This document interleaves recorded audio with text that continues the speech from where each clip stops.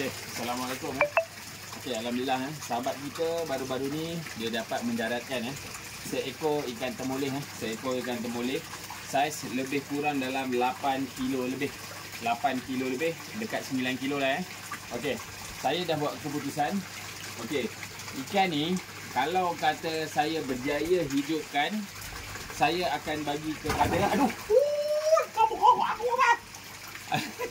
aku tu saya akan bagi kepada Jabatan Perikanan Negeri Perak.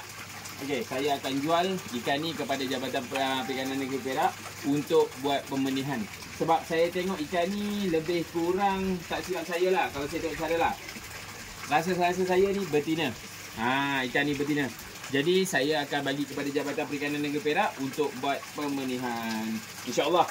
Korang tengok ni korang weh. InsyaAllah. Doakan ikan ni hidup, sihat, supaya kita boleh buat pembenihan lagi di Sungai Perak menggunakan ikan liar Sungai Perak.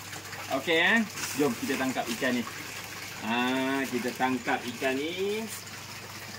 InsyaAllah. Doa-doa yang terbaik. Nak nangkap dia ni bukannya nangkap benda-benda yang biasa. Kalau orang yang tak biasa, aja tumpah je. Pelan-pelan kita bagi dia tenang dulu. Ayah.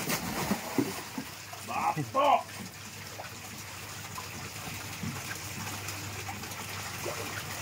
Okey.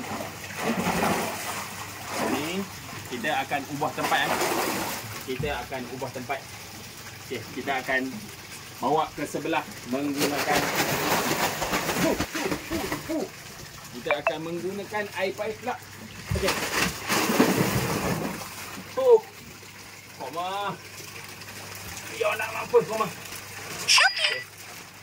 InsyaAllah. Kita doa-doa yang baik-baik saja. Ya. Gila kan. Mantap. Aduh. Ikan ni betul-betul raja lompat lah. Jadi saya akan kurangkan lagi air dia ni supaya dia tak melompat. Harap-harap ikan ni boleh sihat lah. Bolehlah Jabatan Perikanan boleh buat pembenihan. Okey, mantap. Rezeki tak salah alamat.